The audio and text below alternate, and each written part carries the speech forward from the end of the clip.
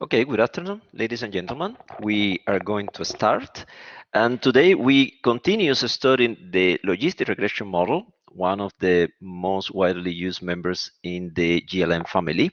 And we are going to study a problem that is really unique to the logistic regression model. As I told you before, when you work with logistic regressions and you use the logic link, then you know that the likelihood is a concave is a function, and therefore there is a maximum, there will be a unique maximum in those cases. But there are some situations in which the maximum likelihood estimator doesn't exist in a logistic regression.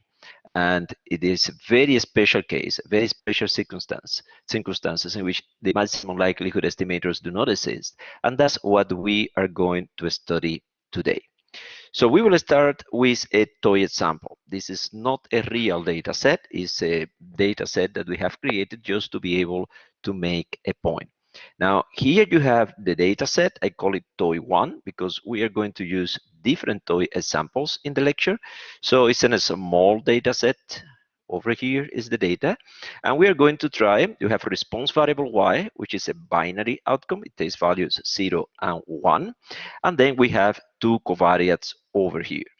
And what we want to do is we are going to fit a logistic regression, a GLM model, and the response, and then our model is going to be an additive model. We are going to consider the main effect models, a model including x1 and x2, and well, we are going to use the binomial, well, the family binomial. Then the default link function in a logistic regression is just the logic link. But if you try to fit this model, something weird happens. You get this message from R. The message says GLM fitted probabilities numerically 0 or 1 occurred. What does that mean? Now, you may think, well, let's just forget about R. R can give weird results. Let's move to SAS, which is a kind of proprietary software. It's not something made by people. It's not an open source software like R. So let's see what SAS does if we try to fit the same model in SAS. So maybe it's just a problem of R. Well, when you try to do this in SAS, well, here you have the data set. That's you get it into SAS using the so-called data step. In this master, you are going to work basically with SAS and R. Both are immensely good softwares.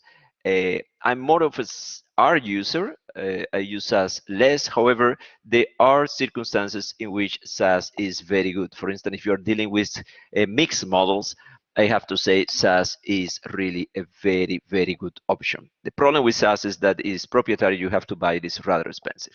But if you want to carry out a logistic regression model, you want to fit a logistic regression model, SAS works with prox statements, and there is a prox logistic, which essentially is going to fit a logistic regression model. So you pass here your data set. Descending means that you are modeling the probability of 1. And here you state your model, your response as a linear, you're considering here the main effect models. Remember that this is just a statement. You are not modeling this in this way. You are using the logic link. And then you give your run statement over here, and you can run your software. And if you do this in SAS, this is what you get. You get again an error message. SAS will tell you the maximum likelihood estimate does not exist. The logistic procedure continues in spite of the above warning. Results shown are based on the last maximum likelihood iteration. Validity of the model fit is questionable. And he repeats again here, the validity of the model fit is questionable. So in that regard, SAS is even more, the warning of SAS is even more serious than the warning of R. Way of talking. R just tells you that some probabilities are close to 0, 1. SAS is telling you you should not trust these results.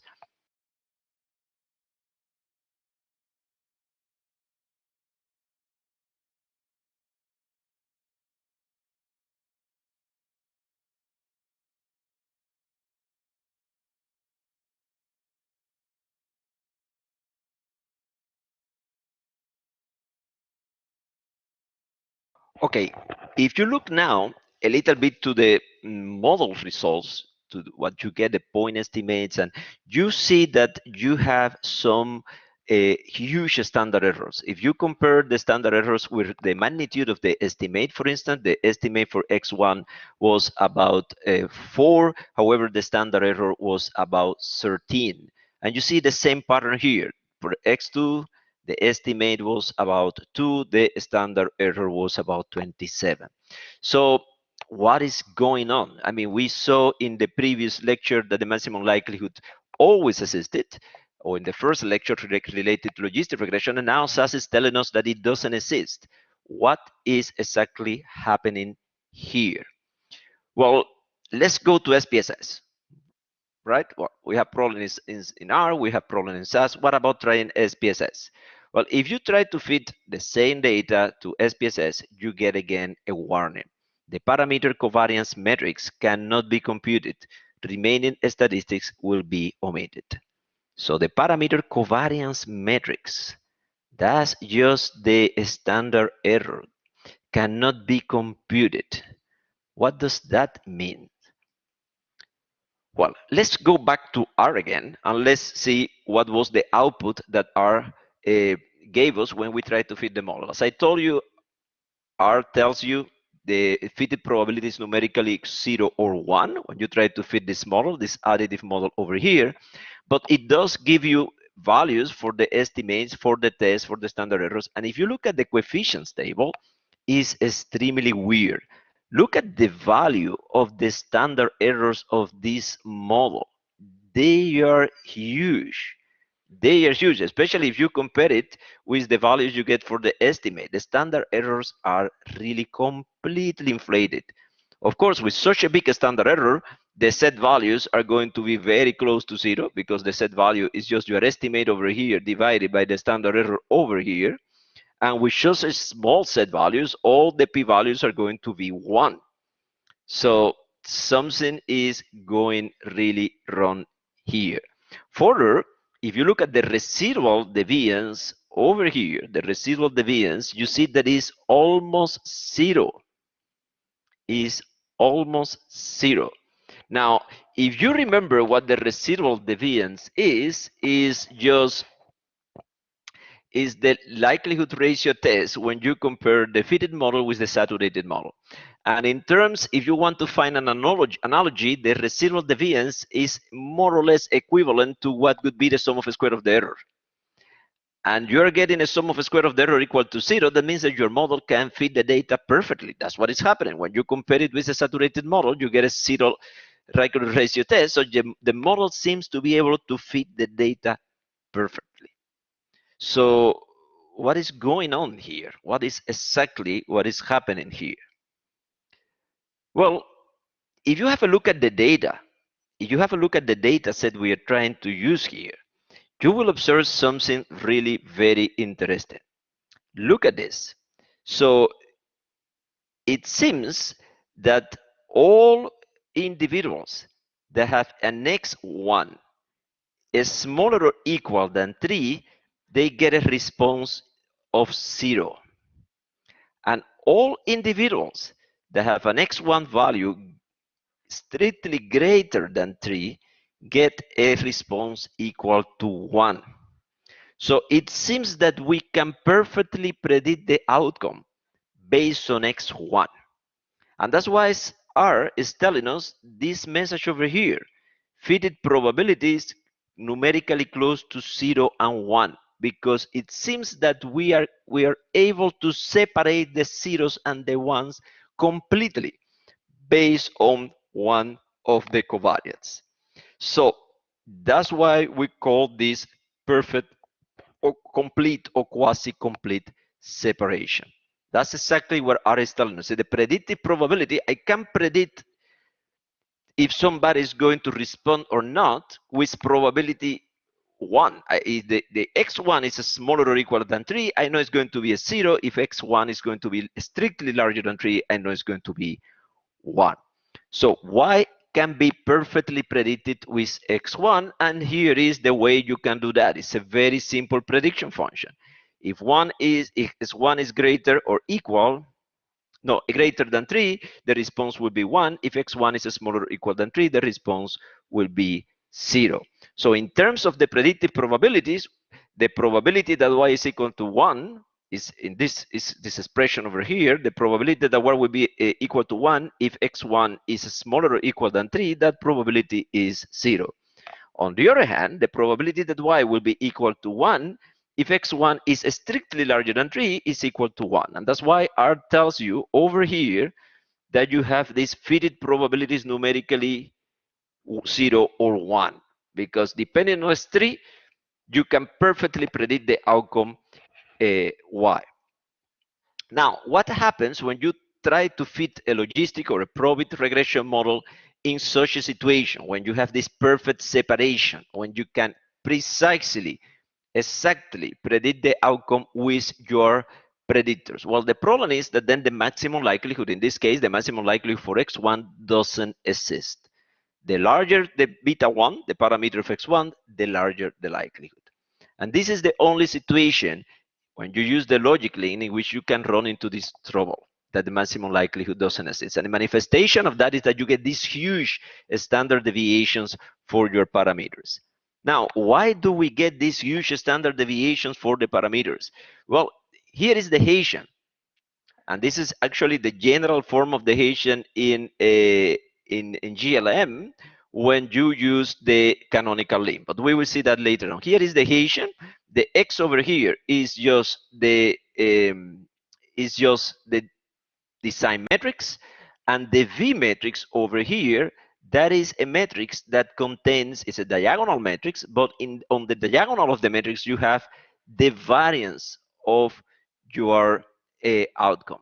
In this case, it's in the most general case in which you have a binary outcome. You see that again you have this problem here with the head. I don't know what is the case, why this happened. In my slides is perfectly okay, but when you try to upload this slides on Toledo, this things move, and I don't know why you get this move. It's very annoying, but there is nothing I can do about it. Now, if you look at this, so in this diagonal, what you have P1, for instance, 1 minus P1, and the same for all subjects, pi n, 1 minus pi n. So you have these variances for all the subjects of all the independent units in your experiment. Now, if you can predict exactly the outcome of every subject in your study, like here, that if x1 is larger than, smaller or equal than 3 is a 0, if it's strictly larger than 3 is a 1. If you can do that, then all these probabilities are going to be 0, 1. And that means that all these terms here are going to be 0, or at least very close to 0 when you have this quasi-separation. And that means that this is your feature information matrix here, but this matrix in the middle of the sandwich is going to be close to 0. And what is the problem with that? The problem is that when you try to estimate the covariance matrix of the parameters estimates, of the maximum likelihood estimators, you need to invert this feature information matrix. The expected feature information matrix, by the way, is equal to minus the Hessian in this case. Because the Hessian doesn't depend on y. And you can see that you're trying to invert something that is going to be close to 0. And if you divide something by 0, what you get? Infinitive. And that's the reason why when you have this complete separation, that all these probabilities are very close to 1 or 0, when you have this perfect, you have complete separation of quasi-complete separation, then you get this inflation in the standard errors, because the way to calculate the standard errors is by inverting this matrix, and this matrix over here is going to be very close to 0. So we have a problem. We have a problem. There it is. You're trying to invert something that is going to be singular, we say. Now, when we can get this problem, complete separation or quasi-complete separation? Well, it happens if the responses and the non-responses, you can be perfectly separated by a single covariate or by a non-trivial linear combination of the covariates, right? So when you can completely separate, discriminate, I mean, if the linear predictor, the linear predictor, the linear function of the predictors that you use in GLM and in logistic regression, this linear predictor is a hyperplane, right? Well, that means that when you draw the hyperplane, all the individuals that have 0 are going to stay or above the hyperplane, for instance, or under the hyperplane. So the hyperplane can perfectly separate the zeros and the ones. And if you have that, then you get a complete or quasi-complete separation. Why does it happen? Well, there may be many reasons for that. Maybe there was a coding error, maybe just some kind of typo when you were entering the data. Maybe it's just a small sample problem, right? In the previous example, for instance, maybe it was a small data set. Maybe if you collect more data, then you will indeed observe individuals with y equal to 0 that have an x1 greater than 3. Maybe it's just, because your data set was small, and in a small moderate data set, you may have this kind of weird patterns. But if you collect more data, the problem will disappear. It could be that you have entered as a covariate a variable that is kind of a reformulation of the response, and then obviously you will get complete separation. Now, you may think, okay, fine, it is a problem when this happens, but this was a toy example. I mean, can something like this really happen in real life? And the question is that yes, it does happen, and it happens with a non-negligible probability. It's something that is not that you're going to face it every day when you're dealing with binary data, but it's a problem that happens. You will see it in your professional career. And here you have an example. I'm going to show you a real case study in which we have quasi-complete separation. It's a study about endometrial cancer. So we have 79 individuals that were diagnosed with endometrial cancer. The response variable here in this study was histology, and is coded as a binary variable. You get value 0 when it is the gradient of the histology was between 0 and 2, and 1 when the gradient was between 3 and 4. So these are some kind of classifications that doctors use, and they kind of dichotomize this in this way, taking into account the severity. Now, the purpose of the study was to explain the histology of the endometrium by using some putative risk factors. And here you have the risk factors. They use neovascularization, which is again a binary variable, taking value 1, coded as 1 when neovascularization was present, and 0 when neovascularization was not present. And then they have another two covariates, pulsability index of arteriuterina, which they call it PI, and then they have an endometrium height, which they call it EH. Now, if you try to fit your model, in this case, so you're going to use just your GLM statement, and you are going to model the histology using neovascularization and the other two covariates. We are using here the Probit link, but if you use the logic link, you get very similar results. Now, you fit your model, you put it over here, and now you ask R to give you a summary of the results. And when you do that, you immediately see again something here. If you look at the variable neovascularization, the estimated value of the coefficient was about 5.8, but look at the standard error is huge. And of course, with such a standard error, you're going to get a very low value for your set score, and you're going to get a very close to 1 p-value. So what is going on here? Well, again, you see that if you see something like this in practice, if you see such a huge standard error, you immediately should think about quasi-complete separation or complete separation. And indeed, if you make a table, you will immediately see that if you have neovascularization equal to 1, then the response cannot be 0. So this is the frequency. There are 0 individuals with this combination. So if neovascularization is 1, you can immediately predict the outcome. Then histology cannot be 0. Histology has to be 1. If neovascularization is 1, histology has to be 1. It cannot be 0. And this is a case of quasi-complete separation. Here you have the reference. It was published in Biometrica in 1984. But this is a real case study, and as I said, it's something that happens in practice. It is not extremely infrequent. You can see this in real life.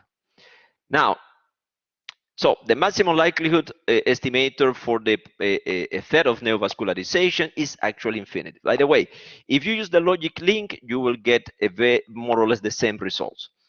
We use the probit link, but if you use the logic link, you will get an estimate for the effect of neovascularization of 18, which is huge in the logic scale.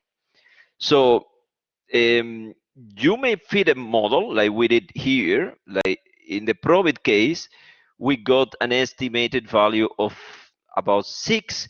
If you do the logistic model, you will get a value of about 18. But now you need to be careful here because the reported value, this estimate you are seeing there, that looks apparently finite because you're getting an 18 or you're getting a 6. So you may think like, okay, I'm getting an estimate here, but this is just due to some kind of false convergency in the iteration process. So the iteration process stops at a certain moment, but this is the actual estimate does not exist. If you increase the number of steps in your iteration, you will see that actually the likelihood keeps increasing. So it's not a real convergence. And the same is true for the estimated standard error. Now you see more the problem. It's easier to detect the problem when you look at the standard errors, because as I told you, as we saw before, you're essentially dividing by 0. This V matrix is going to be 0 or very close to 0. So the Hessian is going to be almost singular. And then you get these huge standard errors. Now the set statistics, in this case, when you have quasi-complete separation, you cannot trust it anymore. It doesn't make any sense because with that huge standard errors, the set statistics is going to be always very close to 0, and therefore the p-values are going to be very high. And if you think about it, it's a kind of counterintuitive results because you have a variable that can almost perfectly predict the response, but is not significant.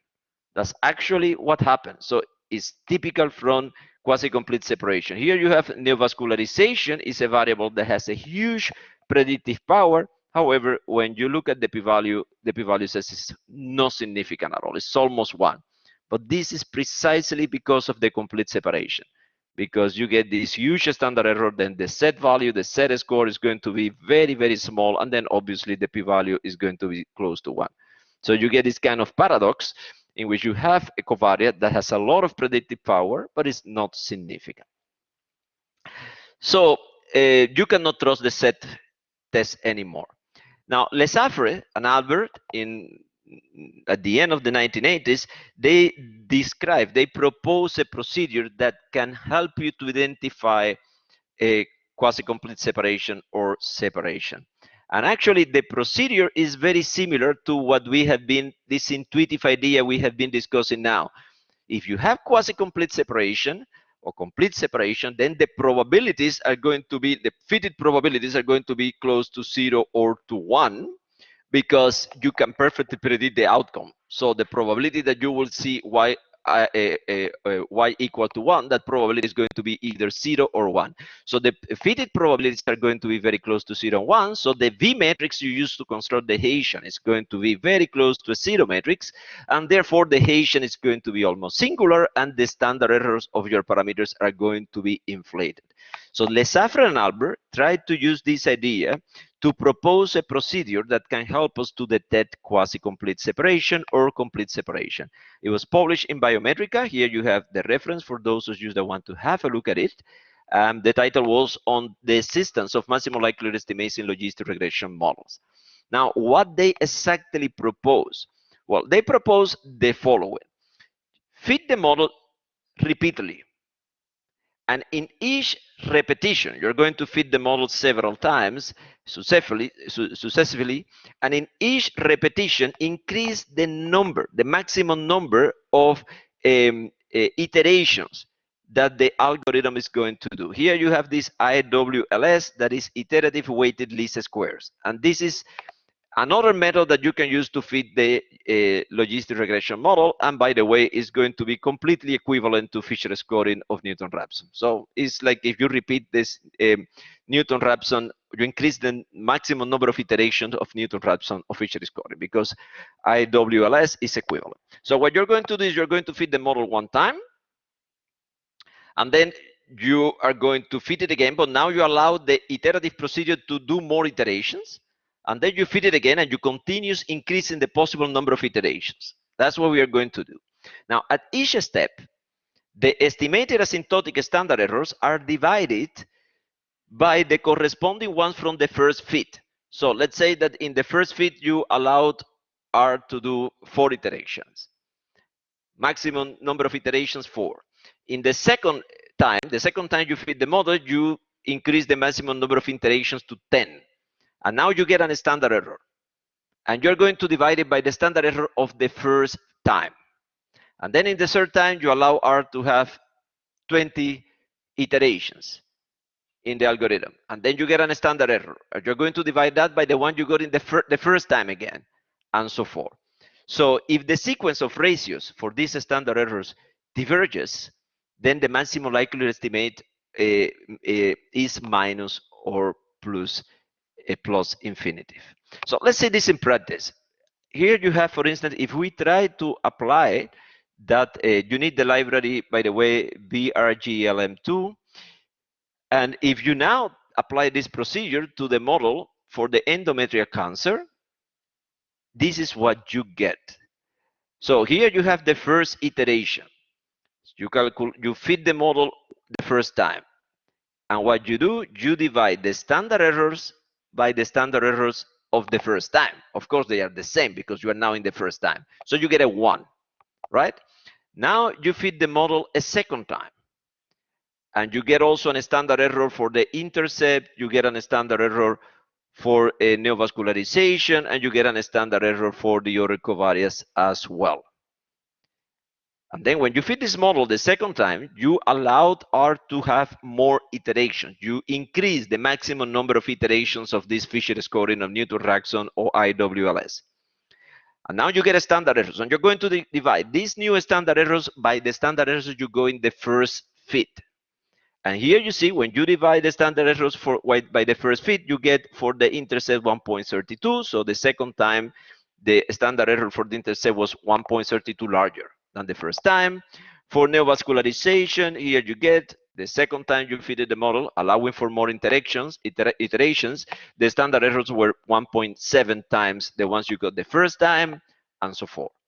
And now you fit the model a third time, and you let R to do more iterations in the maximization procedure. And here are the results you got.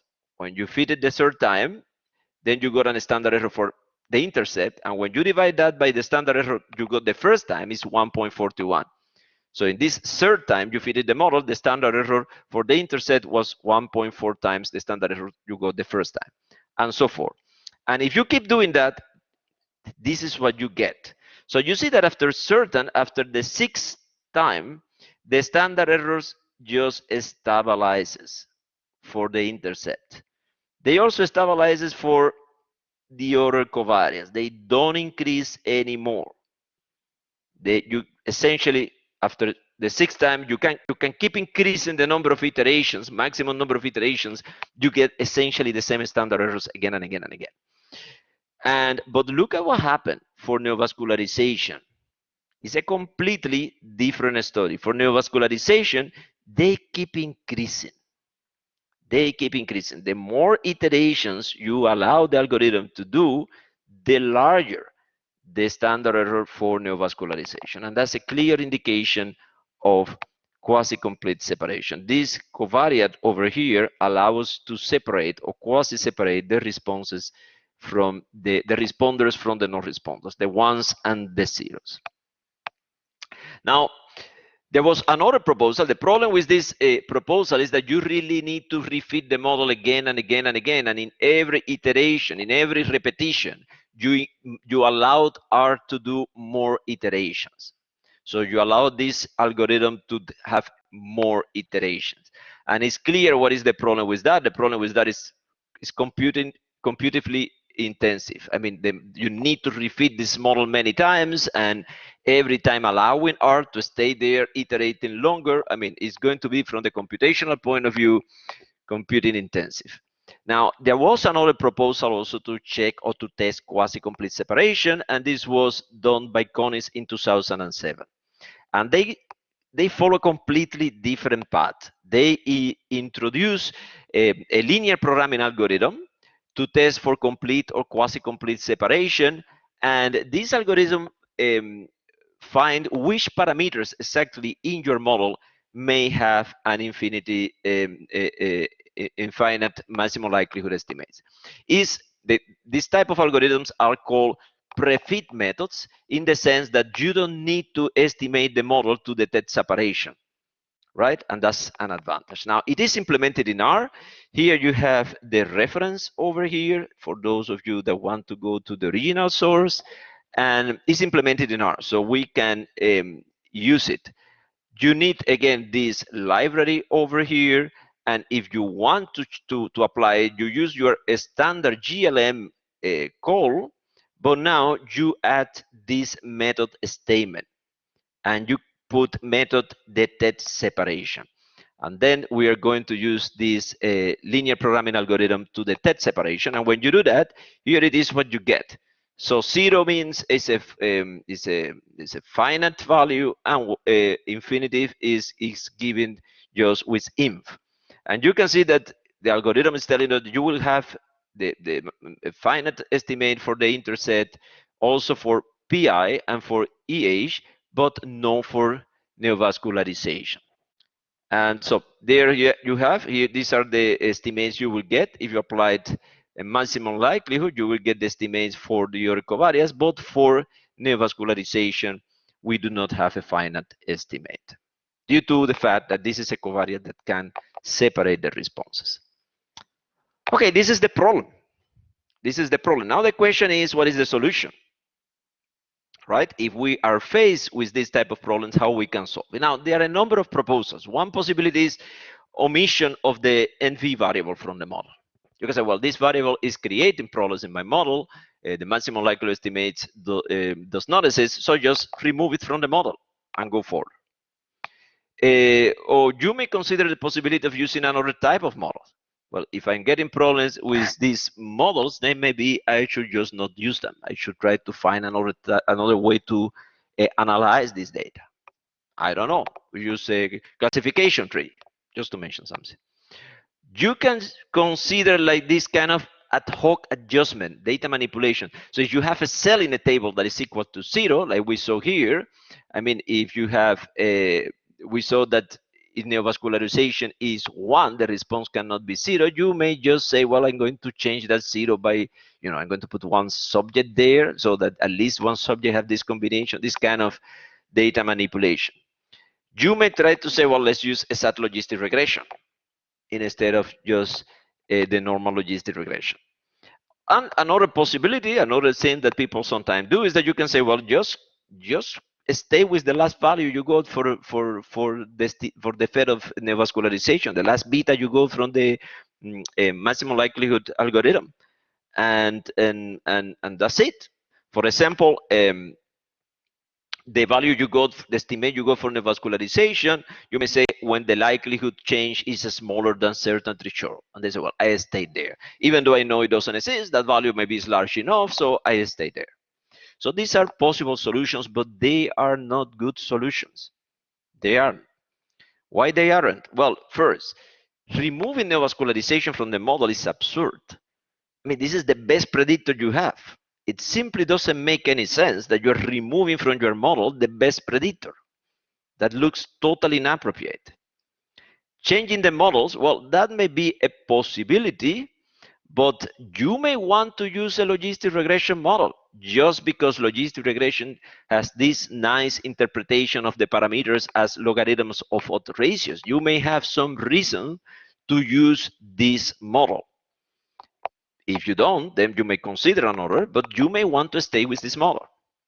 Ad hoc adjustments are like, if you have a table with a cell that is 0, sometimes you say, well, add to that cell 0.5 or something like that. these things can lead into trouble. They can produce undesirable results. And those of you that are interested in learning further about that, you have this paper from Agresti and Jan. What about a set logistic regression? Well, it's fine, but if you have continuous predictors, you cannot use it. It will produce the generate distribution for the sufficient statistics. So it's not something you can use with continuous predictors, and we have continuous predictors in this example. And the final proposal that is just stay with the large last estimate you got for beta and V. Yes, you can do that, but the problem is that the variance is going to be huge, as we saw. The set score is going to be almost zero, and it's not going to be significant. I mean, it doesn't look like a good solution either. So how we can go around this? Well, fortunately, there is a very good solution to the problem.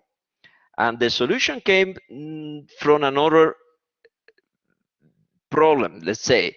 As we saw before, when you are using maximum likelihood, the maximum likelihood estimators, they have a lot of nice asymptotic properties.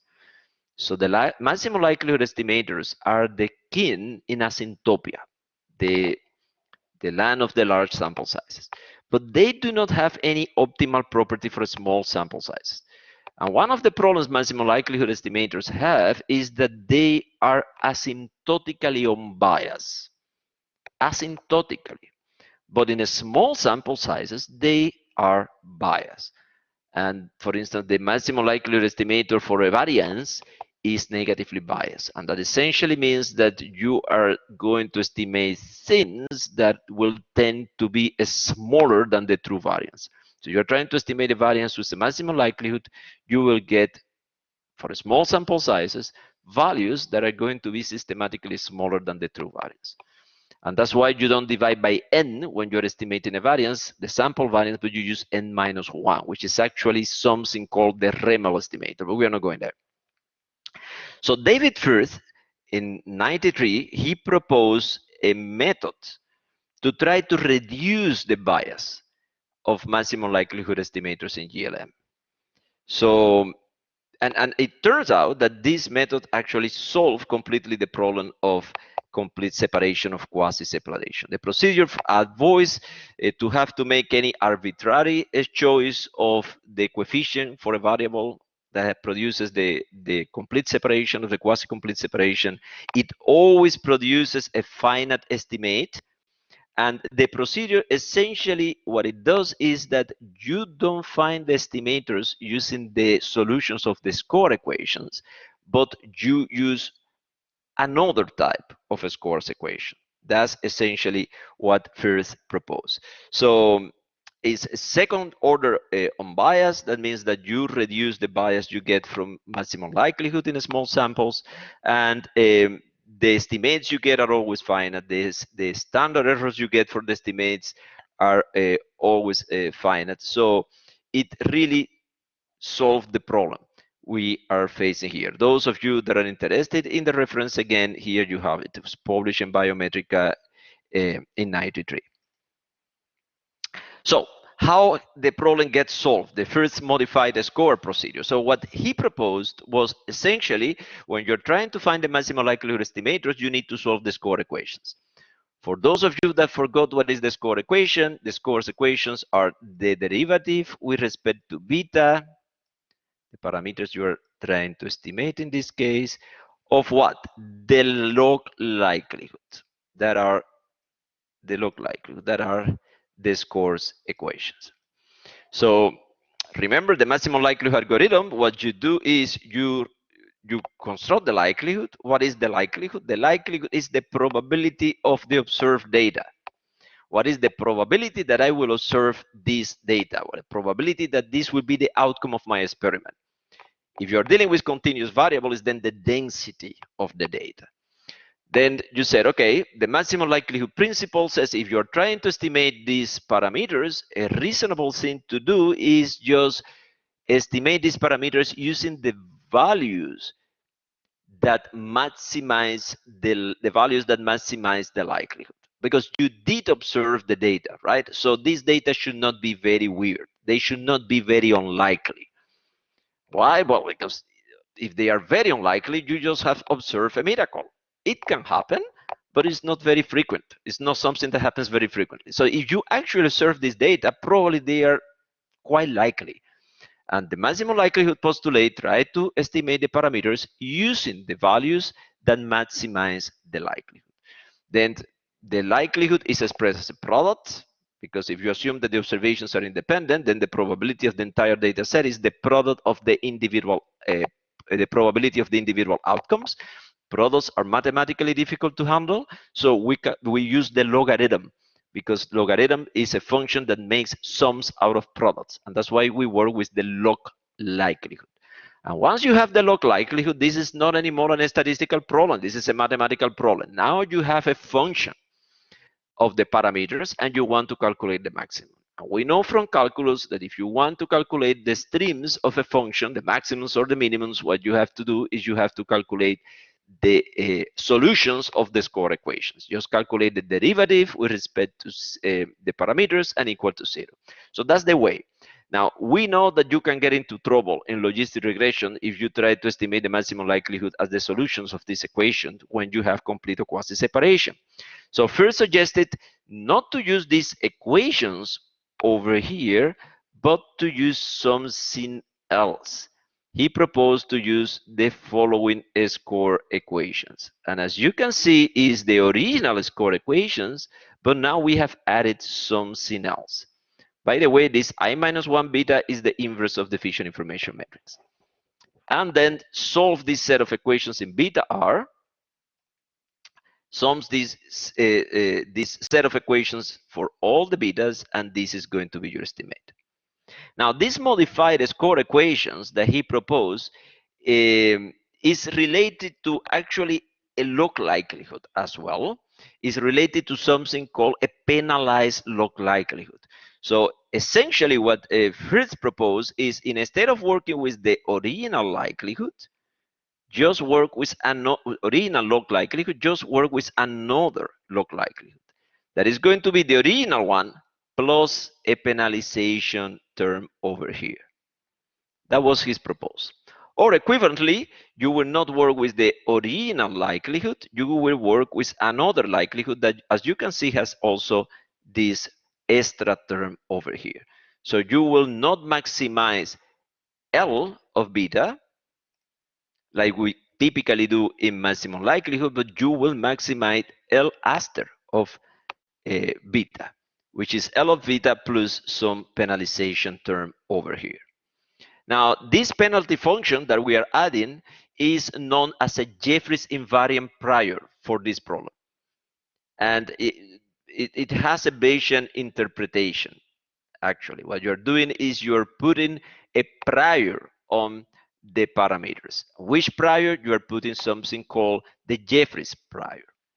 And the influence of this prior, like it is always the case in Bayesian statistics, that influence will go to 0 asymptotically. So in Bayesian statistics, if your sample size goes to infinity, then the influence of the prior vanishes. It's just irrelevant. You should get, if you consider the prior in Bayesian analysis as your prior belief, and then the posterior function, which is what Bayesians use to make their conclusions, is a combination of the prior belief, so the prior function, and the likelihood, which is the evidence provided by the data. And the Bayesian theorem actually says that if you really get enough information, your prior belief should become, the influence of your prior beliefs should become 0. That's the basis of rational thinking. You may think whatever you want. If I put enough evidence on the table, then the evidence should prevail. And that's a little bit the philosophy behind that. Now, the first shows that these estimators you get, the bias disappears. You always get finite estimates. So it completely eliminates the problem of separation. And you can then, once you get your estimates, you can estimate the standard errors just like before, based on the root square of the diagonals of the inverse of the feature information matrix. You can again apply likelihood ratio tests, profile likelihood confidence intervals, all the things we already know, but now using the previous penalized likelihood functions. But you can carry on with all the inference we saw before. The only thing is that you need to use now this penalized likelihood. And let's put this into action. Let's see what happens when we use this in practice. And now I'm going to use another toy example. Here you have the data. This is again not a real data set. It's a data that has no problem, so there is not issue of separation here whatsoever. And if you just applied the GLM method and you use this linear programming algorithm to detect if you have separation, you are going to get that a false. So there is no problem. You can calculate your estimate for the intercept and for the covariate X without any problem. There is no problem of separation in this data set. Now this is, you can go further than, and then you can use just the GLM function, and you're writing your model here, and these are the estimates you get. So when you use just GLM, you get estimates. You can look at the standard errors. Nothing strange going on here.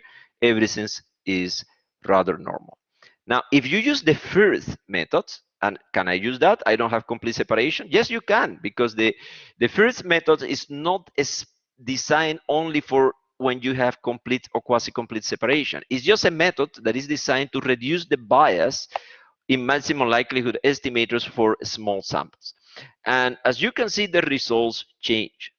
This is when you don't use the correction, this is when you use it. And you can see the results change, and this is what you would expect because maximum likelihood is biased for small samples. So here, the first try to correct for that bias.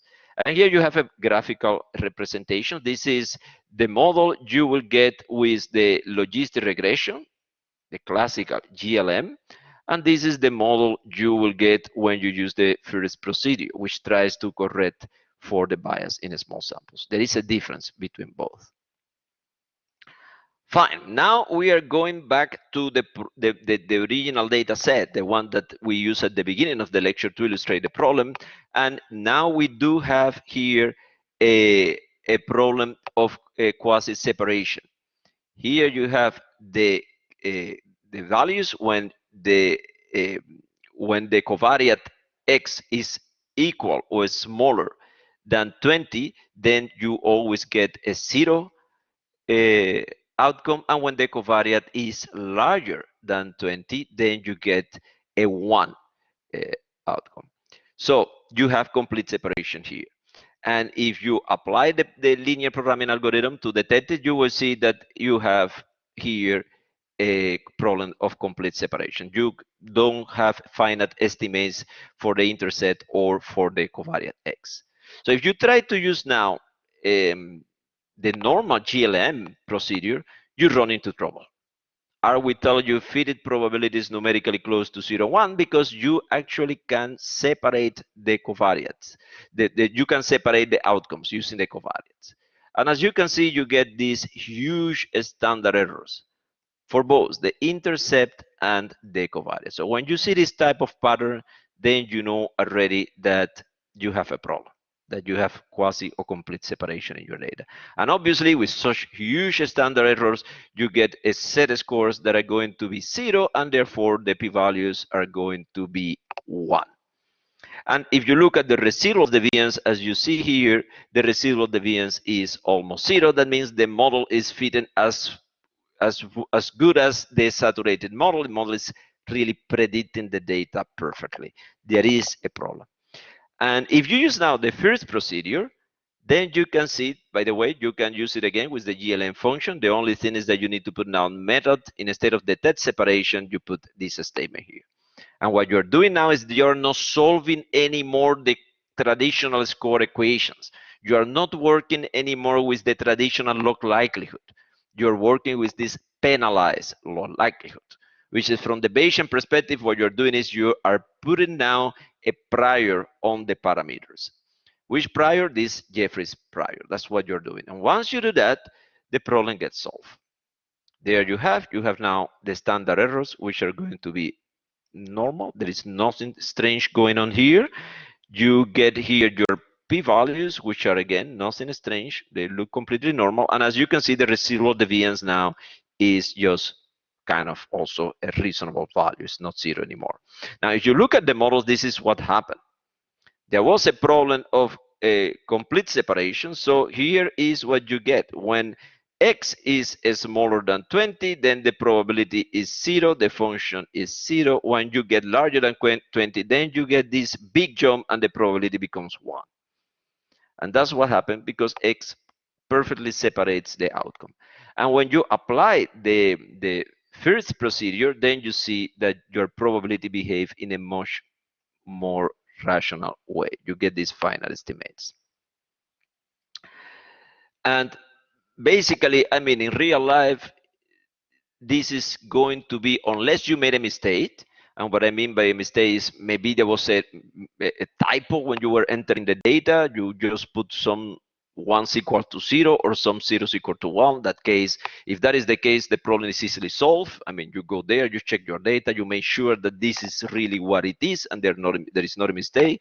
Fine. If there is a mistake, it's easy to solve. Or for instance, if you introduce a variable that is some kind of a kind of function of the response. I mean, if you introduce a covariate in your model, that is some kind of different version of the response. If that is the case, then of course you just eliminate the variable.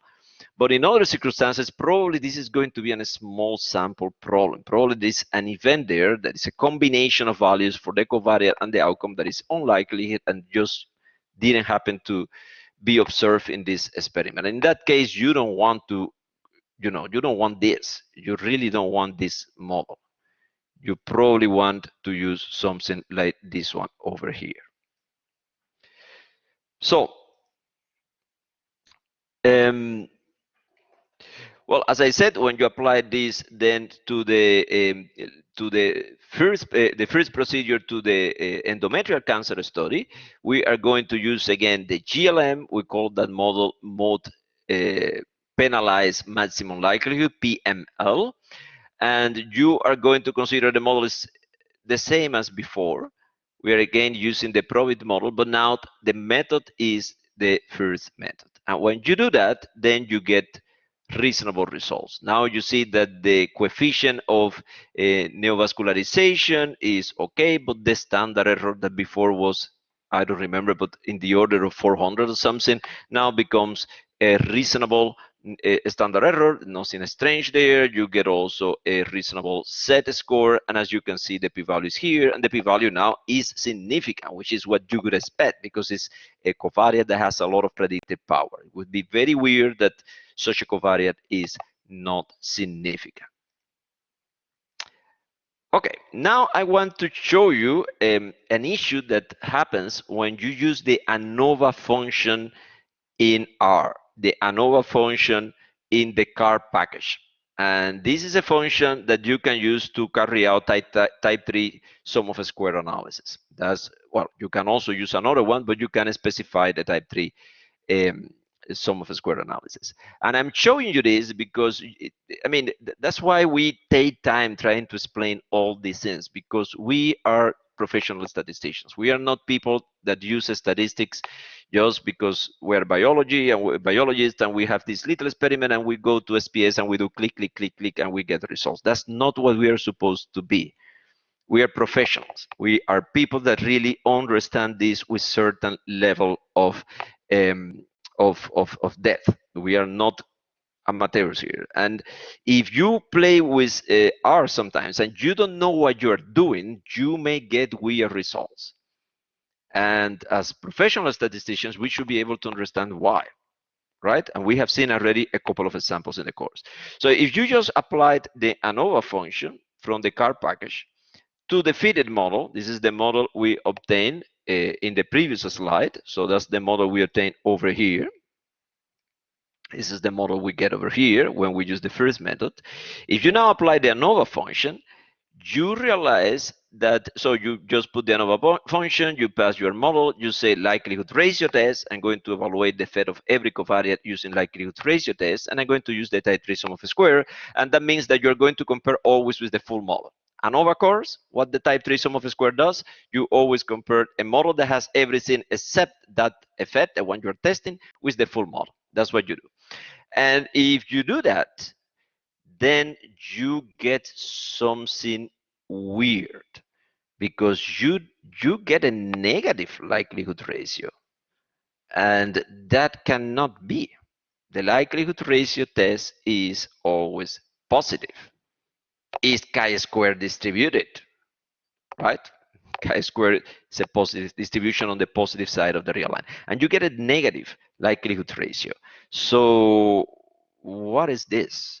What is this? What I'm getting a negative likelihood ratio. Now, if you apply the Wald test, because you can say, okay, I'm getting this weird negative likelihood ratio here with a probability of 1, again, not significant. What about if I apply then the Wald test? Well, if you apply the Wald test, which you can get it again with the ANOVA function from the CAR package, but now you specify Wald, then the problem disappears. Then you get here like a reasonable p-value, no 1, and you get here your statistic, which is positive, so the problem disappears. Now, if you calculate the likelihood ratio test by hand, so you don't use the ANOVA function, but you calculate it yourself. So you have the model that doesn't have PI. So this is the model that have NV and EH, but not PI. And you fit this model. And now you just calculate the likelihood ratios, the difference between the deviance for the model that doesn't have PI with the full model. And then here you just calculate the chi-square test in these two statements. Then you get a positive likelihood ratio test. And you get a reasonable p-value, very close to the one you got for the Wald test. And as you can see here, if you compare these two models now using the ANOVA function, but not the ANOVA function from the CAR package, this is the small a here. If you compare the model without PI with the full model, and you say likelihood ratio test, then you get exactly the same values we got by hand. If you compare, this is what we got when we did it by hand, and this is what you get when you compare the two models using the ANOVA function. The p-value is the same, the likelihood ratio is the same.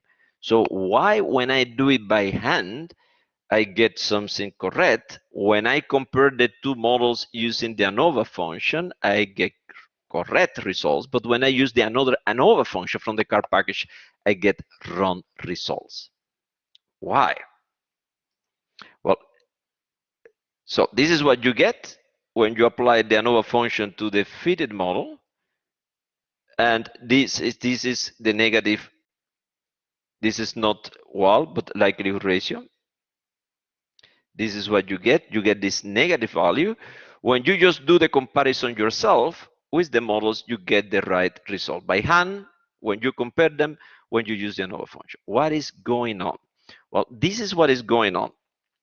What is going on is that when the ANOVA function in R, the ANOVA with capital A, when the ANOVA function does the test here, what the ANOVA function is doing is comparing the model that has everything except PI with the full model you pass over here.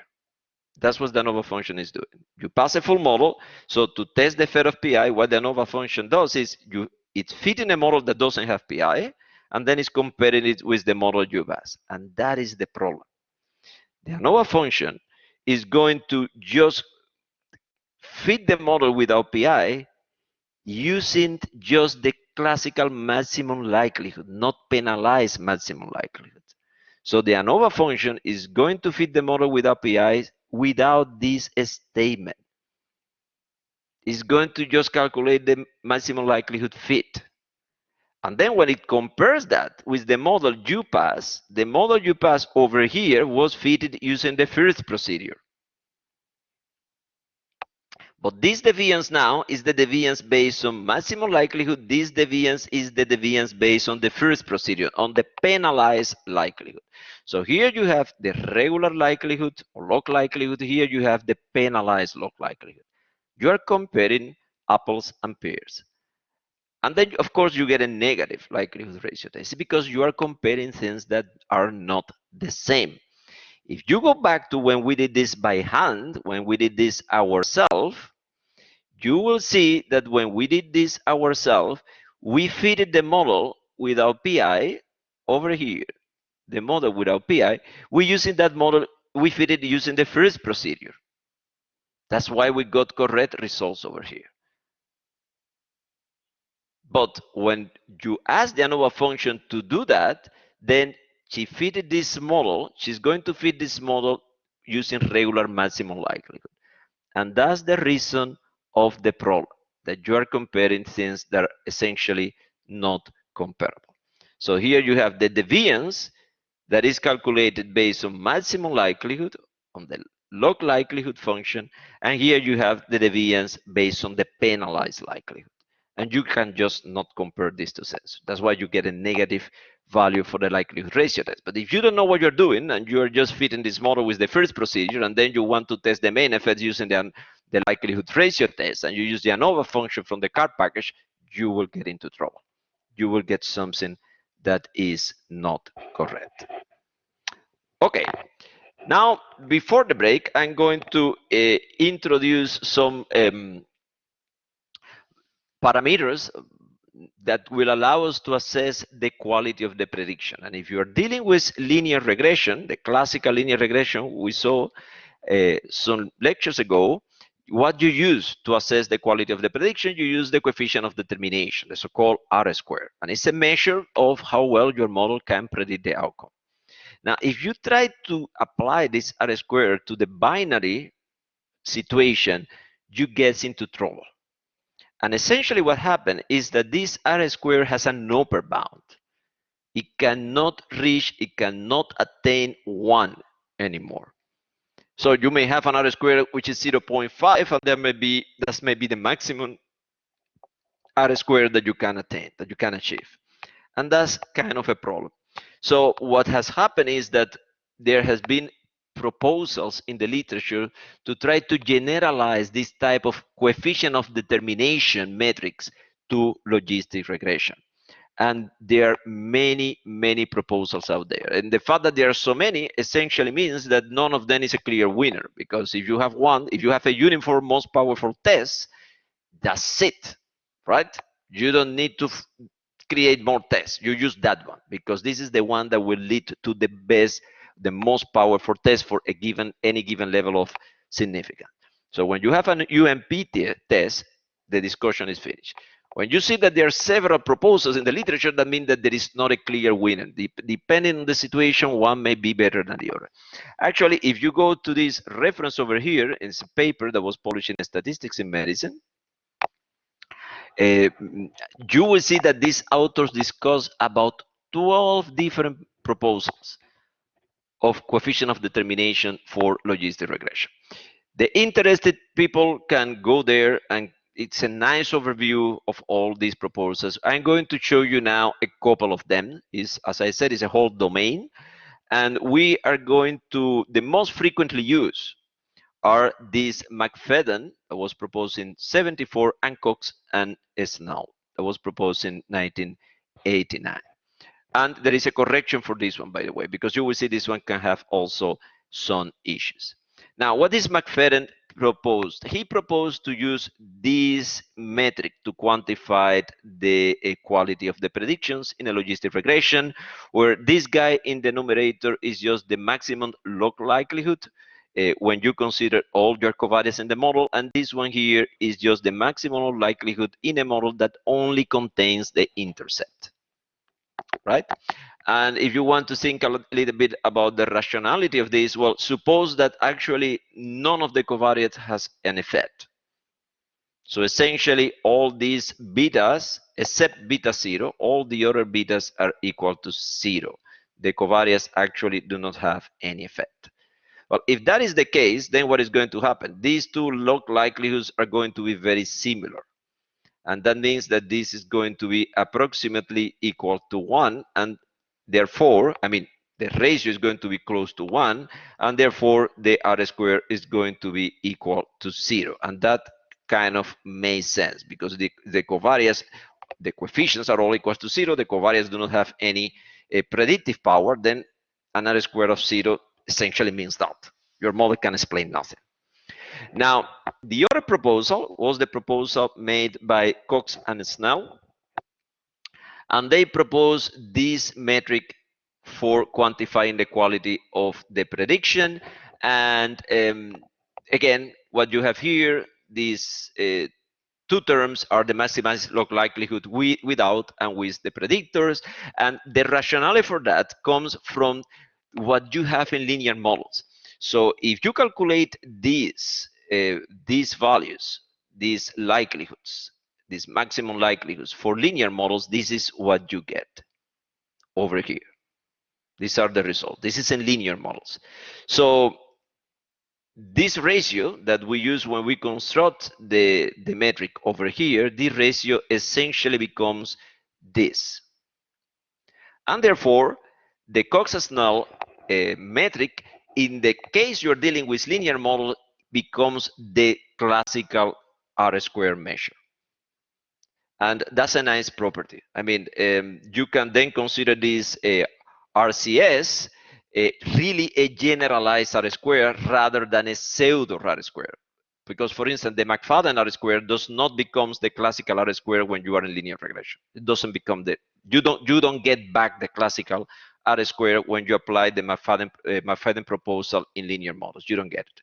But you do get back the classical proposal when you apply the Cox and Snell metric in the linear regression. So it's really, truly a generalization of the metric we have in linear regression, whereas the McFadden is not, because you cannot recover it. You get something different. But there are many, many other proposals out there. Now, there is a problem with the proposal of Cox and Snell, this RCS, and the problem is that it has, again, an upper bound that is smaller than 1. And you can even determine mathematically that upper bound. This is the upper bound. So the R squared CS, the R squared CS is always smaller or equal than this. And that may be unpleasant in terms of interpretation, because if you get a value of 0.4, is that large or is that not that large? Well, if you cannot reach 1, that may be huge. And actually, the Cox-Snell R squared can really be very far from 1 sometimes. Can be a lot less than 1. For instance, sometimes this upper bound is 0.48. And that means that if you have a value of 0.45 for your R squared, you are doing great, because it cannot pass 48 and you have 0.45. Cannot pass 0.48. But if you don't know that, a value of 0.45 will look like not a big deal, and it's a very good model. So the proposal to solve this issue has been very simple. Is okay, divide the RCS by the upper bound over here, and then work with this new proposal. And this was a proposal made by Nagelkerke in 1991. And this is indeed one of the most popular metrics for quality of prediction when you are dealing with logistic regression. And well, here you have, we apply this to the animal experiment case. And you have here, for instance, this is if you use this statement over here, you can get many of these measures, but we are going to focus now in Nagelkerke because it's one of the most frequently used. And you can see, indeed, you remember with the animal experiment, you can use the logistic link, you can use the probit link, you can use the complementary log-log link, you can use the log-log link. And we observed that this log-log link, which was not implemented in R, but we program it, seems to be the one visually, when you made the plots, seems to be the one fitting the data best. And you can see that even though you get large values for all the other three, this is indeed the one that produces the largest R squared. It's very, very close to 1. And when you use it for the donor party data, if you compare, for instance, the Nagelkerke R square measure for the model that only includes the main effect of the model that includes the polynomial effect, you see that you get much better results when you indeed introduce this polynomial quadratic effect for age that changes with gender. Okay, now, in the second half of the lecture, we are going to discuss something rather different. We are going to talk a little bit about model building. And as I told you, in statistics, you have all these huge schools of thoughts. You have the frequentist school, which is based on the idea of repeating the experiment again and again and again. And then what you try to do is you try to evaluate your methodology by seeing how it performs in repetitions of the experiment. So frequentist people, they say my methodology is good if when I repeat my experiment several times, my methodology works fine most of the time. That's the frequentist framework. Then you have the Bayesian framework. And Bayesians think in a different way. Bayesian thinks like, well, typically I want to make a statement about my parameters or about something, but you have a prior belief about this, the validity of this statement. And Bayesians quantify that prior belief using probability, because for Bayesians, the probability is a kind of quantification of uncertainty. Well, not only for Bayesians, but they use it in that way. I put a prior probability on the validity of this statement. And then they collect data. And they combined the evidence provided by the data with their prior belief, and they construct a posterior probability for that statement. And the posterior probability essentially is how my belief have changed after observing the data. And if you are rational, you do that using something called the Bayes theorem. And that's the Bayesian school of studies. Then you have the likelihood school. Likelihood school claims that both are wrong. The Bayesians put in these prior probabilities on parameters that are constants, and the frequentists by repeating experiments mentally that never get repeated in real life. So the likelihood school says, well, you just look at the data, and the information provided by the data is contained in the likelihood. So they just base any analysis and conclusions only on the likelihood function. And then you have the information theoretic approach, which is emanating from information theory. And in the next second part of the lecture, we have seen a little bit of everything. I mean, this is a course which is basically frequentist. We study all these Neiman-Pearson framework for hypothesis testing, Wald tests, likelihood ratio tests, score tests. All these are frequentist concepts. But we even the information metrics, the expected information metrics, is also a frequentist term, because you calculate this expected value. But we saw in the first procedure a little bit of a Bayesian thing, because actually this penalized likelihood can be interpreted in a Bayesian way, where you have this term, which is the Jeffrey prior that you set on the parameters to solve the problem's complete separation. But now in this part, and the likelihood is everywhere, because the likelihood is the only element that is common to all these philosophical schools. But now in the second part of the lectures, we are going to move towards the information theoretic school to do model building. As you can see, I'm more like an eclectical type of statistician. I think that reality is extraordinarily complex, and it's good to have a rich toolbox. And depending on the circumstances, you may find that Bayesian methods are more appropriate, or frequentist methods are more appropriate, or the information theoretic methods are more appropriate. So let's take a 5 minutes break, and then we go to the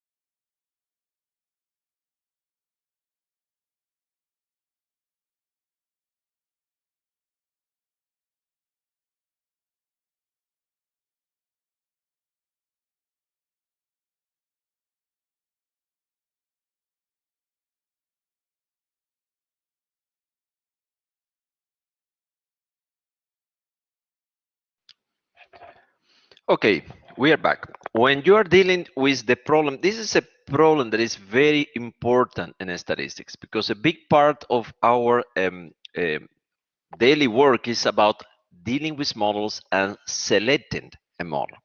So the first question is, where do the models come from? All these models we're using, where do they come from?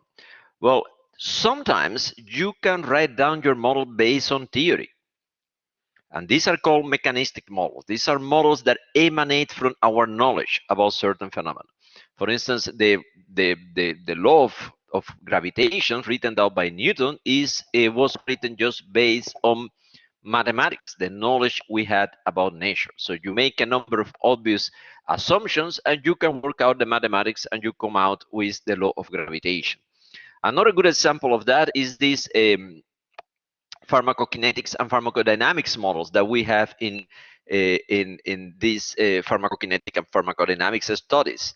So basically, you assume that the model can be, the human body can be divided in compartments, and you can use differential equations to model how a certain substance, drug, whatever, goes from one compartment to the other. And based on the theory, you can write down your model. And the only thing you need to do later on is to use the data to estimate the parameters of the model. But the shape of the model gets completely specified by the knowledge you have from a particular subject. Now, in practice, good theory is very rare. I mean, when you're really dealing with a very complicated phenomena, you almost never have enough information to write down the model mathematically. That most of the time, it doesn't happen. Now, what you may have is you may put some restrictions on the model. You may think, well, this covariate and this covariate seems to be important. They should be my model. Or you may consider, for instance, a certain relationship is linear. Or you may consider that you do not have certain interactions between factors. But typically, your knowledge is not enough to write down the model completely, but just to put some restrictions on the model. Now, what we have done as statisticians is we have created over the last decades classes of models. For instance, you have generalized linear models, you have hierarchical models, you have linear models, you have nonlinear models, you have nonlinear random effects models, you have many, many classes of models that are very flexible and that would allow you to describe many real phenomena. But these are called empirical models. They are not emanating from theory. We have this class of models. Then when you're facing a real problem, the knowledge you have about this problem may allow you to put some restrictions on your models, but that's it. That's it. So in such a situation, of course, you will need to decide, well, which model I'm going to use. From all the plausible proposals, which one I'm going to use. And then is when the concept of model building and model selection becomes important. What is the goal when you're doing model building and model selection? The goal is to find a model that fits your data reasonably well, but without unnecessary complexity. And that's called the principle of parsimony. Sometimes you may want to violate that principle. We will see that later. But in general, you want to explain reality in the simplest possible way. Model building is a little bit of art and science. You don't have like defined fixed rules. You really need to see case by case what is the best way to proceed. But you do have some general principles. And these are some examples of the principles you may follow when you're doing model building. Principle number one, please don't switch your brain off. Use every information you have. For instance, what are my research questions here? Do I have theory in this problem? There are some knowledge we have, field-specific knowledge. What this theory says. Do I have results from previous studies? What do they say? And keep common sense alive. So use, when you're dealing with a problem, use all information you have. You know more than the data. The data is just one part of it. Unless you're really a pioneer and you're studying for the first time something that has never been studied before, in that case, probably you are really opening here a frontier and you don't have any previous knowledge. But that's very unlikely.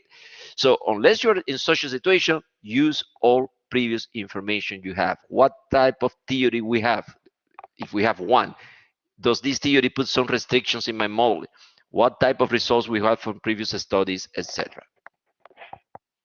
One idea of the principle of parsimony is that, for instance, you know that if you have a moderate number of covariates, you even don't need many of them, the complexity of your model can increase exponentially, right? And one of the reasons for that is that, for instance, you can consider any kind of interaction there. So if you have two factors, you can only have one interaction. It's a two-way ANOVA.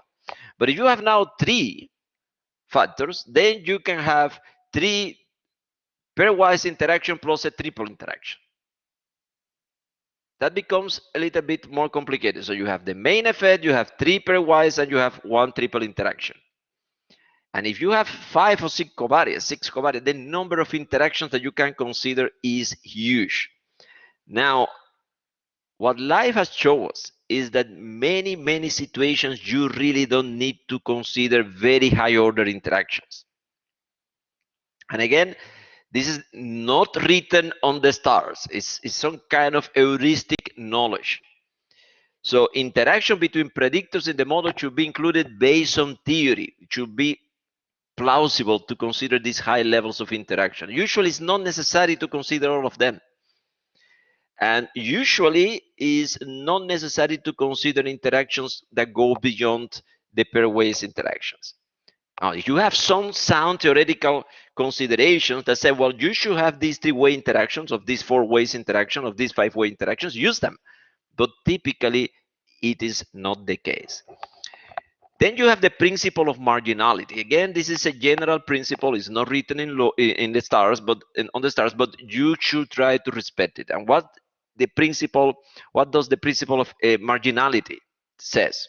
I don't know if I used the word marginality before. I said I use another word. The principle of marginality says is that, for instance, if a model includes an interaction, then the model should also include the main effects. If a model contains a quadratic term, then a model should include also the linear term. And if the model includes a linear term, then you should consider an intercept. Now, this is again not a dogma. Hubble laws doesn't respect the principle of marginality because it's a regression through the region, and it's one of the most important results in cosmology in the last century. And doesn't respect the principle of marginality because it's just a regression through the region. So sometimes you may want to violate this marginality principle, but unless you have a very good reason for it, just try to respect it. So don't have highway interactions without main effect and all the smallest interactions included. Do not include a quadratic term without having a linear term. And please put always an intercept in your model unless you have a good reason not to do it. This is another important principle to respect. Now, you have a distinction between observational studies and experimental studies. Now, in experimental studies, you have a lot of control over the factors in your experiment. For instance, if you use randomization, if you're dealing with a randomized clinical trial, and you take a number of patients and you randomize them to treatment A and treatment B, then you know that these two groups, as an average, are going to be the same. That's the magic of randomization. And that's the reason why randomized studies are our best tool, the gold standard to establish causality. Because you know that the only difference between these two groups is that one is going to get treatment A and the other is going to get treatment B. For the rest, they are equal as an average. Now, the advantage of that is that your model becomes very simple. You only need to put the treatment effect because no other covariate is going to have an effect. As an average, they are the same. Both groups are the same. So you really can, sometimes when you are dealing with an experimental design, the design of the experiment itself will allow you to almost write down your model. Not always, but it can help you a lot to write your model.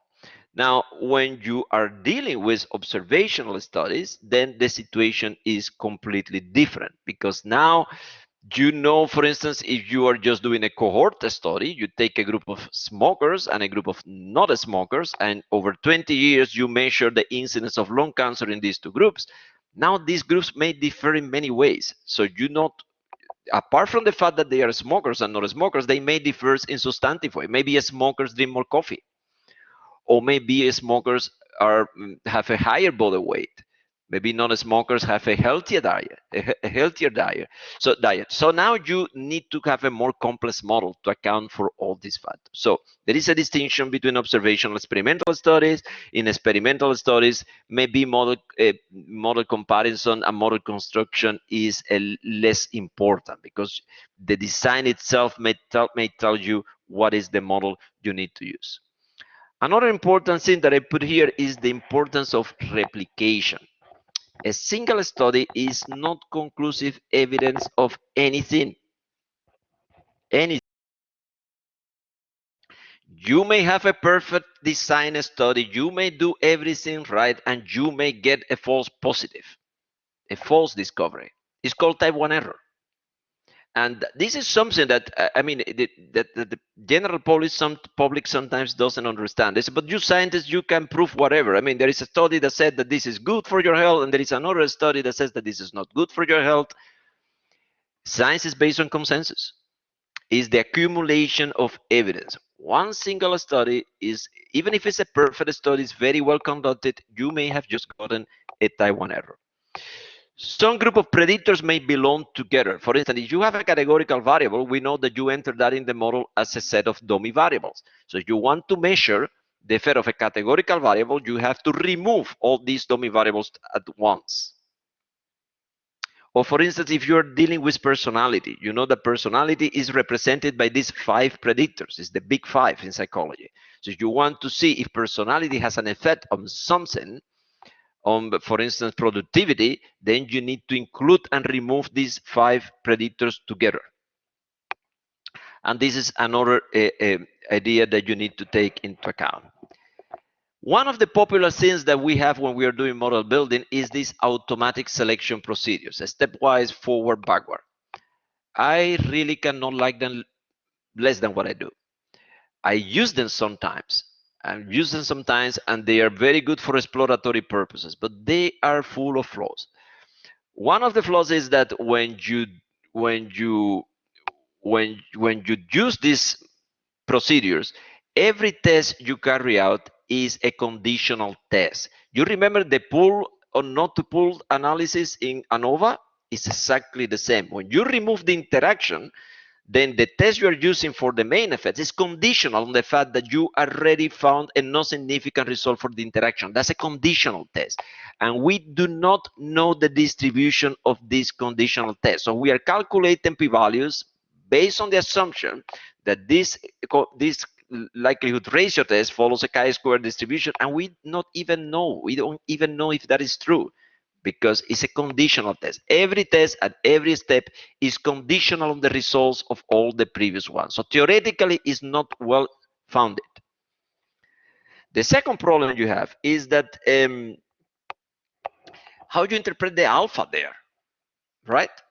How you interpret this alpha? You use alpha 0.10, 0.1, or 0. What does that mean? Because in the Frequentis framework, what is the interpretation of alpha? In the Frequentis framework, you have a null hypothesis that is fixed. The null is fixed.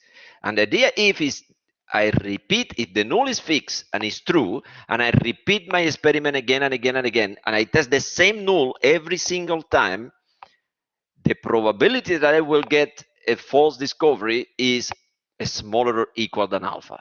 But when you do this kind of automatic model selection procedure, the null you're testing becomes a random variable. If you're testing now the effect of age comparing 2 models, and you repeat the experiment and you apply the procedure again, you test the effect of age probably comparing 2 different models, not the same ones you used the previous time. So now the null hypothesis becomes a random hypothesis itself. So this alpha you're using there do not have any kind of Frequentis interpretation. you will get a huge problem of multiple comparison because you are doing tests and tests and tests and tests and tests. So there will be a huge probability of false discoveries there. And then at the end of the day, when you apply these procedures, stepwise, forward, backward, you get a final model. It looks like the truth is revealed. This is my best model. And my question is, in which way it is the best? Is the best because after doing all these tests that are based on a distribution that is probably wrong, that may have, you're using an alpha level that doesn't have any frequentist interpretation, and after increasing the probability of type 1 error probably a lot, you get this model that has all these significant p-values. Why is the best? Because the p-values you got there are significant. Is that the way, in which way it is best? But also another important question is, which one is the second best? Because maybe the second best is not that far from the best, right? And you don't have any measure of uncertainty, because that final model that you're choosing using this backward of stepwise procedure is if you repeat the study and you collect new data and you apply it again this procedure, you're going to end up with another model, probably. So you are not taking into account the uncertainty about this final model. You are not sure that is actually the best model, whatever best mean. And if I repeat the study, you are going to end up with another best. So can you quantify that uncertainty about your final model? So that's the reason why I typically don't like these procedures. Let me be clear about it. Every method has advantages and disadvantages. And the one we are going to introduce today also has these disadvantages, but I find it more sounded philosophically. That's why I prefer it. So once you select that final model, then you're going to use that model to make inference. Now, typically in a statistic, the theory is developed under certain assumptions, and the assumption is this is the true model. That's what the classical statistics does. That's the way we develop likelihood ratio tests, Wald tests. This is the true model. Actually, we saw in inference what happened when your model is wrong. The maximum likelihood doesn't converge to the true in that case, converges to the model that minimizes the distance between the estimated model and the true model. But the classical statistic is based on the assumption that this is the true model. You got that right. And now based on that model, you develop confidence interval for the parameters. You test if some parameters are 0 or not, but basically this is the true model. Now, this is not the way we work. So typically you do first a model selection, and then you get a final model. You apply one of these stepwise methods, you get a true model, and then you use that model to make the inferences. Well, it's called inference after model selection. The problem is that the theory doesn't work anymore. The confidence intervals that you calculate in that way, they do not have 95% coverage, because you need to take into account the uncertainty emanating from the model selection. You are not even sure that that's the true model. And this is an active area of research nowadays. So the final thing I want to call your attention on is that this is the principle of parsimony, and all these ideas are valid if you are using your model to try to understand realities, what we call some kind of explanatory framework. So you're using the models because you want to get some insight into certain phenomena. If your only objective is to predict, then you are in a completely different setting. Now you don't want to understand something. If your model is completely impossible to interpret, that's fine. As far as it predicts well, you will be happy with it. So a prediction setting and an explanatory setting are two different things. Explanation is like doing scientific research. You really want your model to help you to understand something, so you want to keep it simple. But in a prediction, it's more like an engineering situation, problem. All that matters is that it works. My model predicts. And if your aim is actually predicting, then you should select your model based on the performance on prediction. You should select the model that predicts best, period. If you are goal is understanding, then you should select the model that fits the data reasonably, but also has some level of parsimony. It's the minimum complexity. And finally, you may think, why should I select one model at all? I mean, we have this misconception, and we see that model selection is about selecting the best model. But you may have several models that are supported by the data. When we think about models, I like to think about models as theories. A model is a theory about reality. When you write down a mathematical equation, that's not just a mathematical equation, unless you're doing mathematics. If you're doing mathematics, an equation is just an abstract entity. Mathematics is actually closer to art than to science. In science, when you write down an equation as a statistician, you are saying something about reality.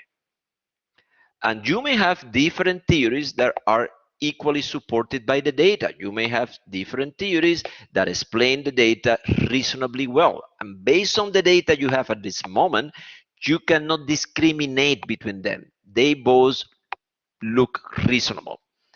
And this is something, for instance, that happens all the time in physics, where you have competing theories, they both explain the observed data pretty well. And what is the solution for that? Well, trying to find new data. Try to make, if you have these two theories, try to make predictions using both of them, predictions in which they differed. The theory tells you one thing and the other theory tells you something else. And then try to do an experiment that can test which of these two predictions are right.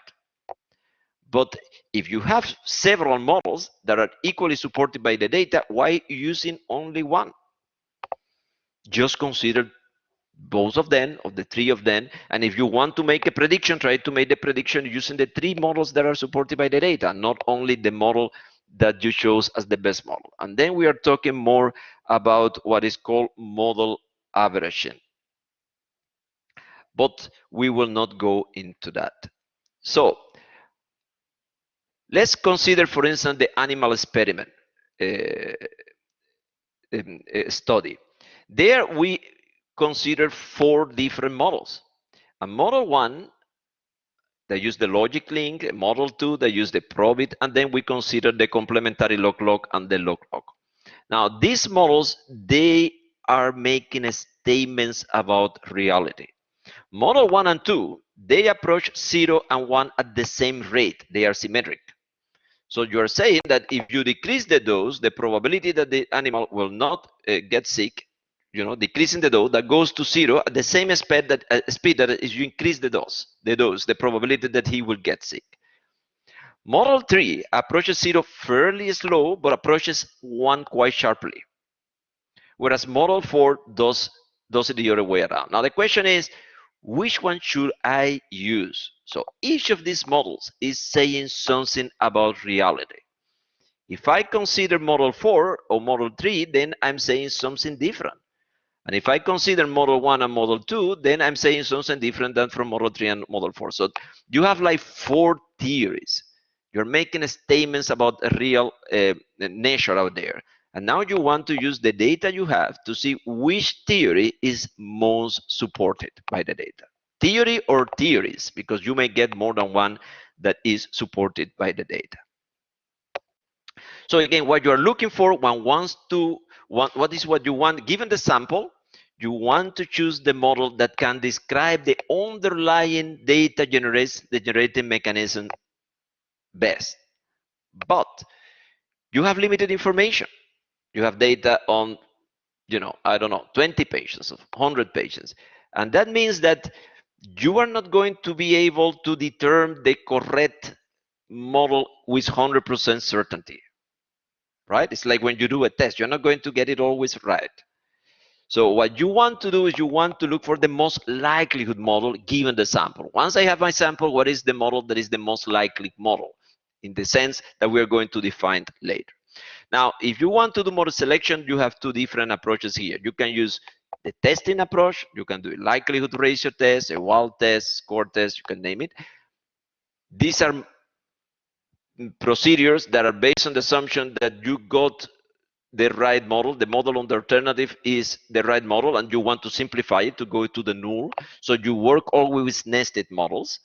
So for instance, you could not use likelihood ratio test or wild test here because these models are simply not nested. So in such a situation, you cannot go in that direction. And as I said, these procedures are appropriate only for nested models, and you always assume that the model on the alternative is the most complex model, is the correct model. And you're trying to see if I can simplify it. That's the procedure. Or you can use something called the Akaike Information Criterion, the AIC. You saw it in regression, or the Bayesian Information Criterion, the BIC. Now, if you look at the structure of the AIC and BIC, what you see is that they have a similar structure. Here you have the log likelihood minus the log likelihood, the maximized log likelihood. And this gives you an idea about how good your model is fitting the data.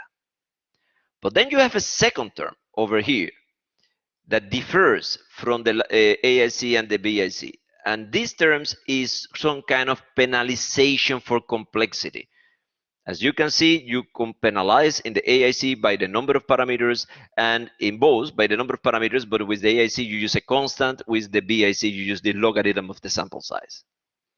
And the idea behind the AIC and also the BIC is the idea of parsimony, of the so-called Occam's razor. And what does this is an heuristic scientific law. It's not really like a rigorous law. The Occam's razor says one other things being equal, simpler explanations are generally better than more complex explanations. And that's an heuristic law of science. Simplicity rules. So if you have two theories that can explain the data equally well, you choose the simplest one. Why? Because, well, we have seen that nature have this preference for simplicity. And this is something that the greatest minds of our race have known for a long time. Newton said one truth is ever to be found in simplicity and not in the multiplicity and confusion of things. Einstein is well known by saying everything should be made as simple as possible, but not simpler. So the idea is once I can explain the data, I will select, if I have different explanatory models or theories, I will select the one that produces with the simplest structure. And that's one of the problems with conspiracy theories. They tend to be incredibly complex, incredibly complex.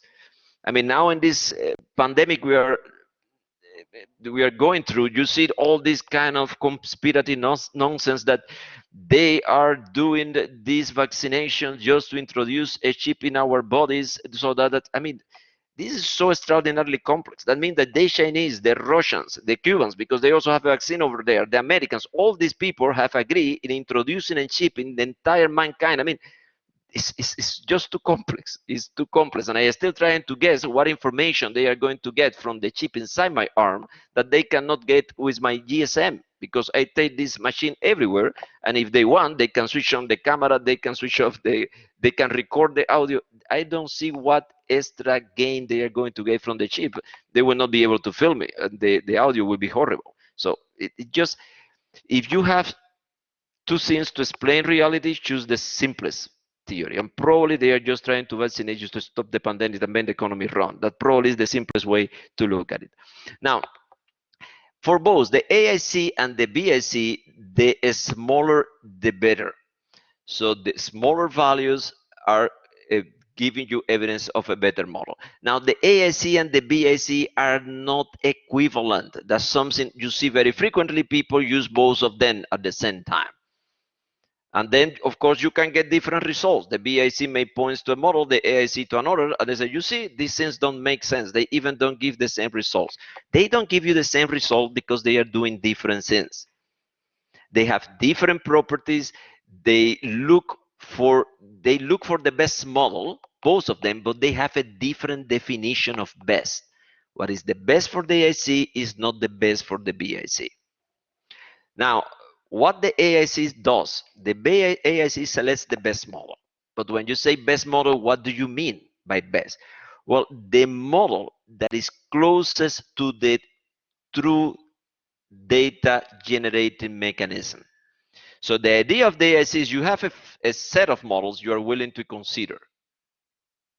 You have a set of models.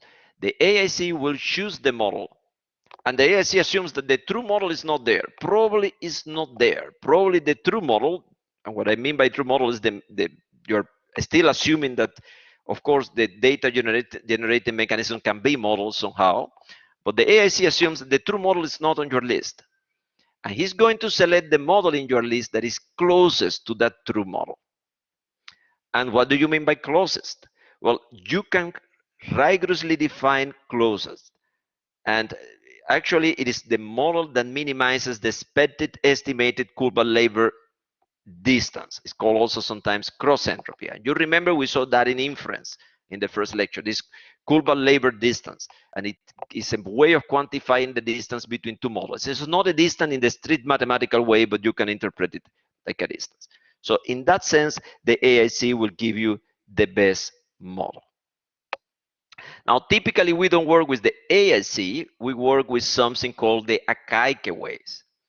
Now, the Akaike weights are easier to interpret because you can put kind of Bayesian interpretation on them. The Akaike weights can be seen as the posterior probability that the model is the best model.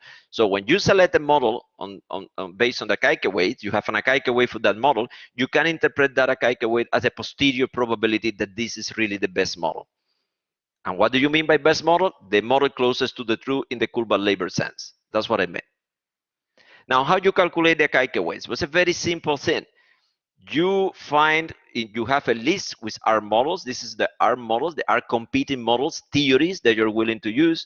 You see which one produces the smallest AIC.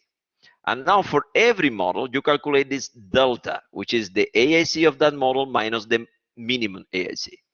And then you sum all these, you exponentiate every delta, you calculate the e to the power minus 1 divided by 2 delta I, you sum all of them, that is your denominator, and then for model I, you just exponentiate the delta I for that specific model, 1 minus 1 over 2 times delta I, and you divide that by the total, and that is your Akaike weight.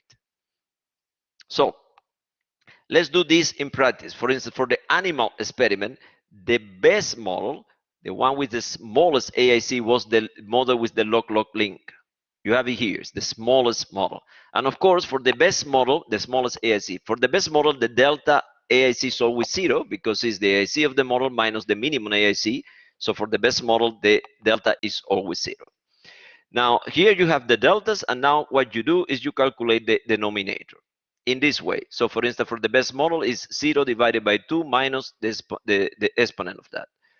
For the second best over here is 1.85 divided by 2 minus the exponent of that. That you calculate the sum, and there is your denominator.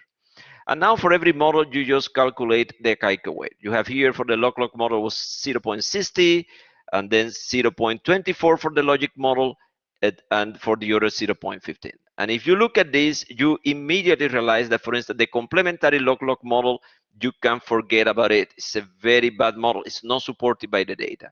But you do have two models that have some support from the data. The best one is the log-log, has a Akaike weight of 0.6, but the logic has some level of support as well. So now you can not only say what is your best model, you can say which one is the second best one, and the third best one, and the fourth best one. And I can tell you already, this one you can forget about it.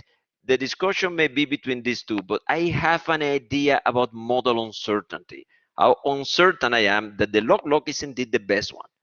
And I can rank my models. I can create a rank for my models. And now you have a framework for discussion. We can just discuss, well, these are the two best ones. This one has the largest support from the data, the log-log. The logic still has some support. And now I can go with these two models to doctor and discuss, well, this is what I got. Does it make sense? Because these two models are saying things very different. This one is saying that you approach 0 as far as you approach 1. And this one is saying that you approach 0 faster than what you approach 1. And now I can go to a doctor and discuss this, right? Now, how you do this in R? Well, you create a list and you put all your models in your list. You can give them a name, and then you just can use the function. AIC TAP, which is in this library over here, and once you apply that, you can get, you know, the same results I showed you before. Here it is. By the way, this cumulative Akaike weights is essentially, for instance, the best model was the log-log, the model with the log-log link, with a Akaike weight of 60%.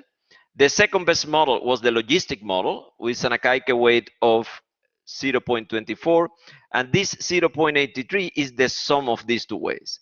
So you can see that these two models together are the ones that have the largest support by the data. Together they have this Akaike weight of 0.83.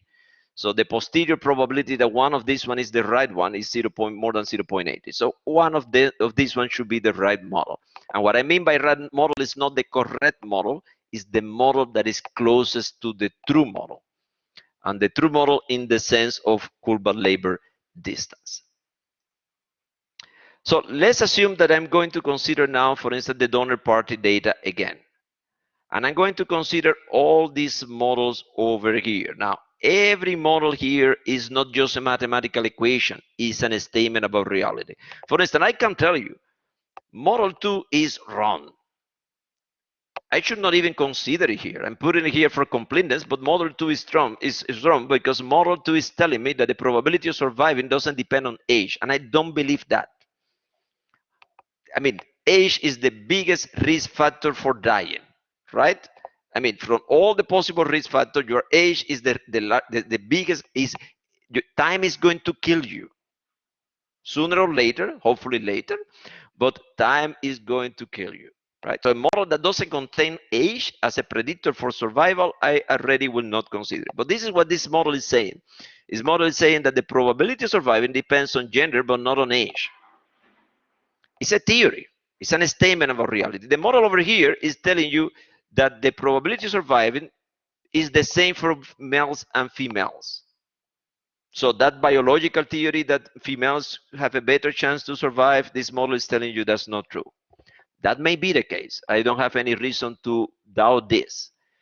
The second model over here tells you that the probability of surviving depends actually on gender, but you don't have an interaction between them. So the effect of gender is the same for every age. So for instance, females have a better chance to survive than males when they are 15 years old. But females also have a better chance to survive than males when they are 60 years old. And the difference is the same. The amount of the difference, the difference between these survival probabilities is the same for the two age group. So females always has a better chance, and the difference with males is constant across age. That's what that's saying. The second model here is telling you that there is a difference between males and females, but that difference depends on age. So maybe females have a better chance to survive than males when they are young, but when they get old, that difference disappears. Age becomes such a dominant factor that now for all people, that doesn't matter if you're male or female, the probability of survival is the same. That's what this thing is saying. This one is saying again that there is an effect of gender, but that effect doesn't depend on age. However, age has a quadratic effect on the probability of surviving. And the second one is the model we finally considered, because we saw this parabolic effect for females, and also we saw this parabolic effect for men, but was a little bit less. And this is the model we are fitting here. Now we have 6 different statements about reality, 6 different theories about reality. And the question is, which one should I choose? Well, let's look at the data. I expect already that this model over here is going to get very little support by the data. That's my expectation, because age should play a role in your chances of surviving. And here it is. I'm creating my models, and when you just apply these models, you get a very clear winner. This model with the parabolic effect that was basically observable for females has a Akaike weight of 0.82. So this guy is the clear winner. the clear winner. When you consider a quadratic age effect, but this quadratic age effect is the same for males and females, that's the model we put over here, the model we consider over here. Age does have a quadratic effect, but you don't have an interaction. It's the same quadratic effect for males and females. That model is the second best one, but you can see that the Kaike weight is actually 0.12. So this one is the clear winner now. Now, with the animal experiment, you have a little bit more model uncertainty because the log was at 60%, the logistic was I think was about 16%. You have more model uncertainty. Here, the best model has 82% Kaike weight. So if you see this, it is clear that the data are usually supporting one and only one of the models, whereas in the animal experiment, the data has some degree of support. It's seen still that the log was the clear winner with a 60%, but there was some support. The advantage of this procedure is that unlike stepwise and backward and forward and all that, is that now, first, I have a clear definition of best. Second, I can give you not only my best model, but I can give you the second best one. I can rank all my models in the list. And it's clear, for instance, the model that didn't contain age, here it is, guys, is the worst one. Is the worst one. I knew it. I knew it. You just need to use common sense, as we said. The model that has age but not gender is also very poorly supported by the data. The Kaike weight is almost 0. So you need to put the gender there. And then the model with the interaction, also very little support. Actually, these are the guys, and more specifically, this is the guy. So I can give you what is the best one, I can give you what is the second best one, and I can give you my uncertainty about that in terms of these Kaike weights. So this is it. I hope it has been kind of useful, that you have learned all these new methods, what we have seen for the complete separation, the quality of the prediction, and now model building and model selection. So I will see you then next week, and I will not see you anymore this week. So I wish you already a good weekend, and we will see each other on Monday.